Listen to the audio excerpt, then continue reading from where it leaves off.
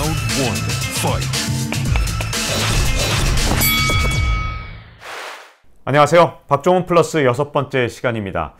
여러분, 진짜 미국에서 계속해서 달러를 찍으니까 한편으로는 그렇게 해서 자산 가격이 오르니까 기분이 좋은 측면도 있어요. 아마 자산 투자하신 분들은 달러를 예를 들어서 한 2배가 됐다 그러면 자산 가격이 2배 되는 게 어떻게 보면 당연하거든요.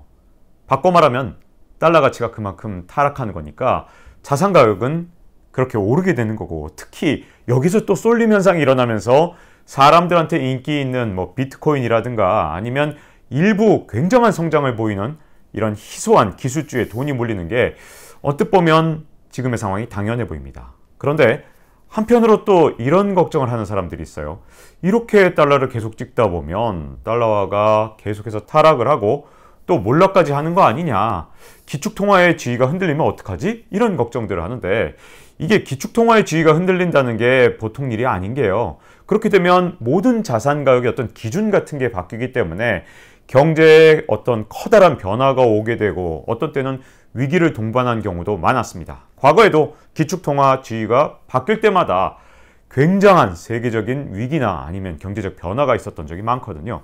자, 여기에 경고를 한 사람과 아직은 괜찮다 이렇게 말하는 사람들이 갈리는데, 대표적으로 달러의 쇠락을 약간은 우려하지만 아직은 괜찮다라고 말하는 사람 중에서 대표적인 사람이 바로 라인하트 같은 사람이에요. 이 사람 케네스 로코프랑 쓴 책으로 아주 유명한데, 이번엔 다르다라는 책으로 세계적으로 저명한 학자이기도 하죠. 이분 같은 경우는 달러가 쇠락은 하겠지만 기축통화의 지위는 문제가 없다고 보는 대표적인 사람 중에 한 명입니다.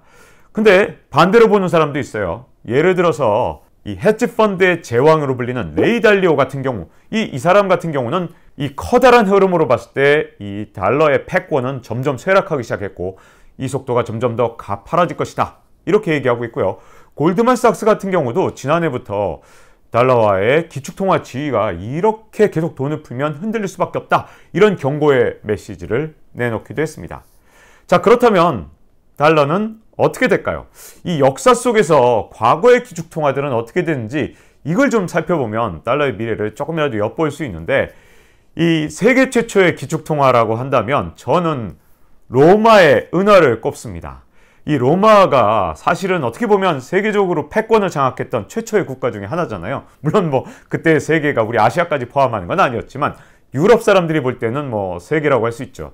유럽과 지중해 이 중동까지 쭉 다 포괄하는 그런 정도로 강대한 제국을 만들었으니까, 어쨌든 그런 측면에서 한번 이 기축통화 데나리우스를 한번 보도록 할게요. 이 데나리우스라는 은화는요, 당시에 금화도 있고 동화도 있었지만 금화는 너무 비쌌고 동화는 너무 흔했기 때문에 실질적인 기축통화는 바로 데나리우스였습니다. 이 데나리우스는 처음에는 100% 은으로 만들었어요. 그럴 수 있었던 가장 큰 이유가 이 로마에서 계속해서 정복 전쟁을 하니까 전리품으로 은들이 막 쏟아져 들어왔거든요.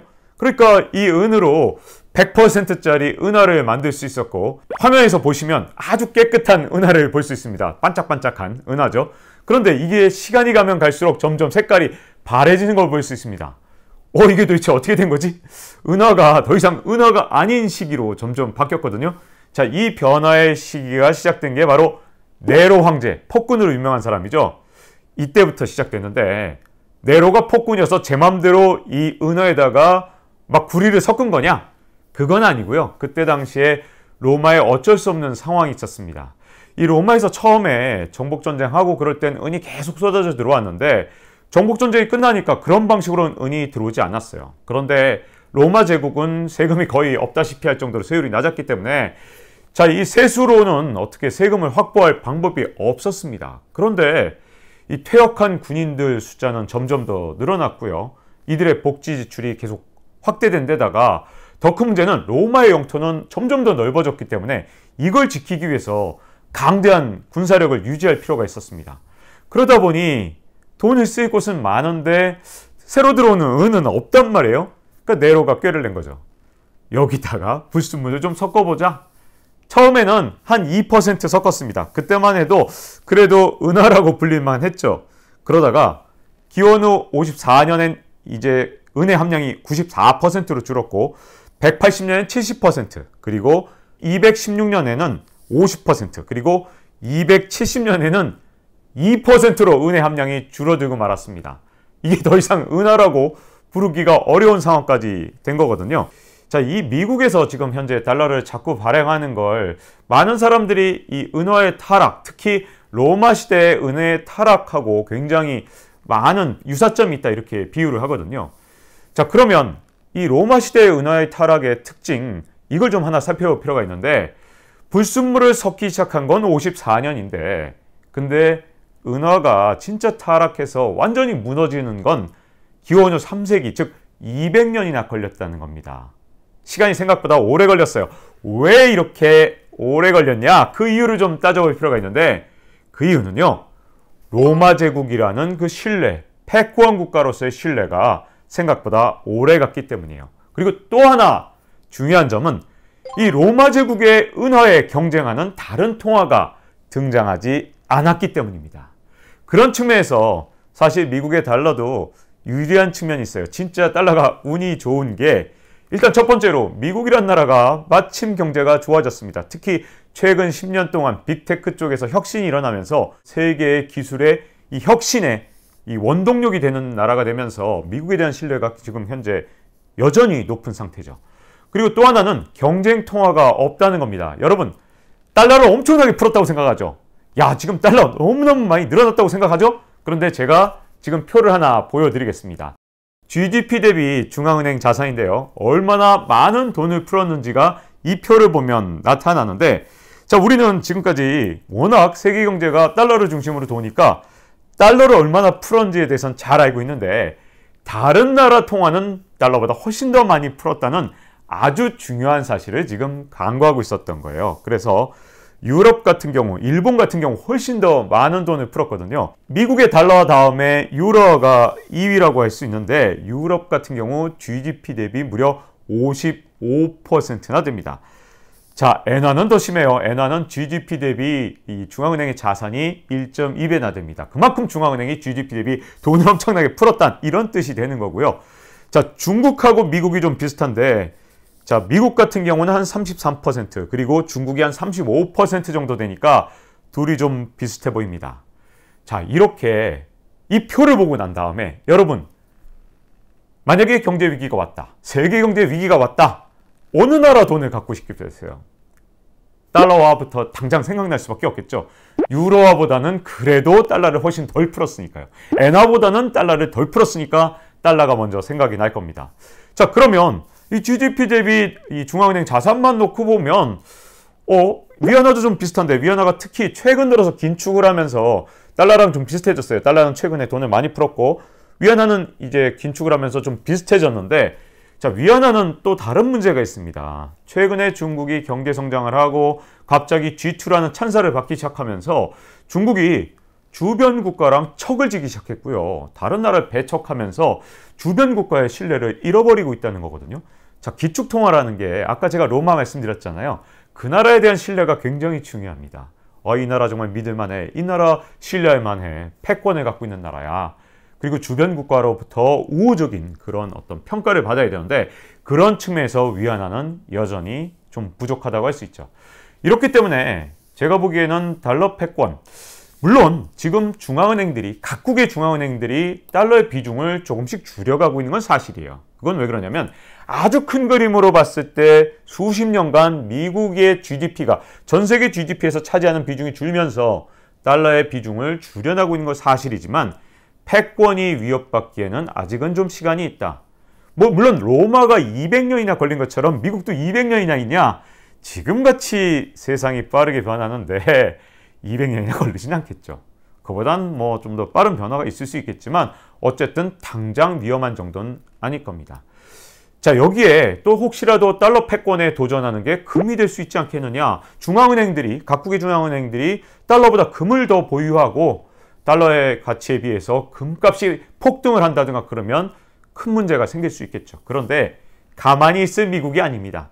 2020년에 이 양적 완화 계속하면서 미국이 어떤 수를 내냐 하면, 선물 시장에서 이 금거래를 할 때 증거금을, 금에 대해서 엄청나게 높여놨어요. 그러면서 금값을 통제했고 지금 어느 정도 성공을 했거든요.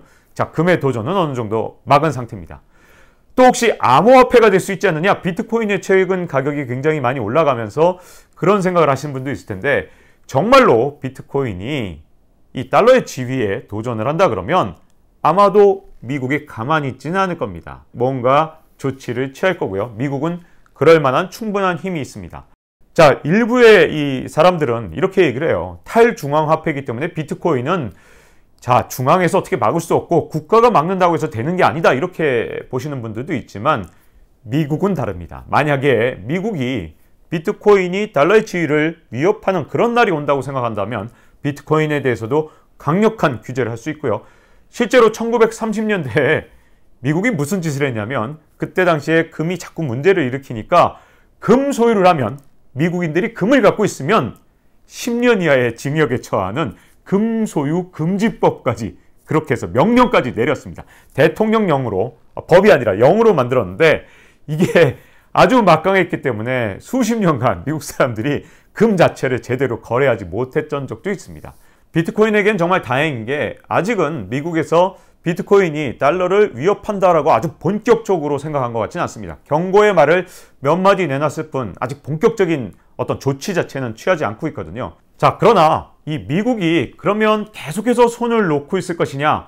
물론 이 달러의 패권이 지금 당장은 문제가 되지 않겠지만 미국도 아주 잘 알고 있는 게 로마 시대의 은화의 타락처럼 계속 놔두면 결국은 각국의 중앙은행들이 달러 대신 뭐 금이든 뭐 다른 나라 통화든 이렇게 대체 재산으로 늘리게 되고 달러의 패권이 점점 더 약화될 걸 너무나도 잘 알고 있습니다. 그렇기 때문에 아마도 미국 경제가 살아나면 어떻게든 다시 뭔가 돈을 다시 걷어들이거나 혹은 금리를 인상해서 달러의 가치를 다시 높이려고 시도를 분명히 할 거고요. 패권을 계속해서 유지해 나가기 위해서 달러를 풀었다, 다시 죄었다 하는 것을 반복해 나갔던 과거의 역사처럼 이번에는 달러를 죄는 시기가 분명히 올 것은 분명한데요.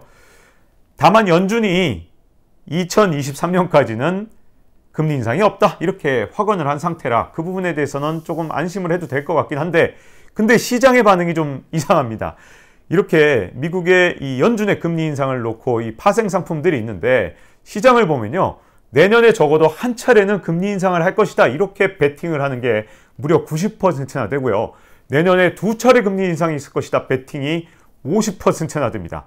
시장은 연준을 지금 믿지 않고 있어요. 그 이유는 미국 경제가 지금의 예상만큼 빠르게 회복이 되면 생각보다 빠르게 금리 인상이 일어날 것이다 이렇게 보고 있는데 이렇게 이 달러 패권의 유지를 위해서 금리 인상이 빠르게 일어날 것이라고 보는 사람들이 보는 시각은 어떻게 되느냐 하면 오는 7월에 잭슨홀 미팅이라는 거 이렇게 모이는 회의가 있는데 여기서부터 이 테이퍼링, 이 달러를 좀 걷어들일 것이다 라는 예고를 올 여름부터 하지 않겠느냐 이렇게 생각하는 일단의 사람들이 있습니다. 자, 어찌됐든 중요한 건 2021년과 22년 달러의 패권과 그리고 인플레이션을 두고 아주 중요한 결정들을 연준이 하게 될 것입니다. 지금 사람들이 달러 패권뿐만 아니라 인플레이션이냐 디플레이션이냐를 놓고 굉장히 의견이 엇갈리는데 그 이유는 바로 연준에 있어요. 연준이 만약에 올 여름부터 테이퍼링을 예고하고 진짜로 금리 인상을 조금 조기에 하게 된다. 그렇게 된다면 디플레이션이나 달러 패권 쪽으로 가게 되는 거고요. 만약에 연준이 지금처럼 완화적인 정책을 계속 쓰고 테이퍼링 얘기조차 올 여름에도 하지 않고 올 연말까지도 그 얘기조차 꺼내지 않는다면 인플레이션과 달러 패권의 약화 이쪽으로 가게 될 텐데 아마 연준은 21년 여름부터 22년까지 이 중요한 결단을 내리게 될 것입니다. 자, 이제 마칠 시간이 됐고요. 잊지 말고 좋아요, 구독, 알림 설정 눌러주십시오. 여러분들의 설정이요 항상 힘이 되더라고요. 자, 다음 시간에 뵙겠습니다. 감사합니다. Round 1, fight.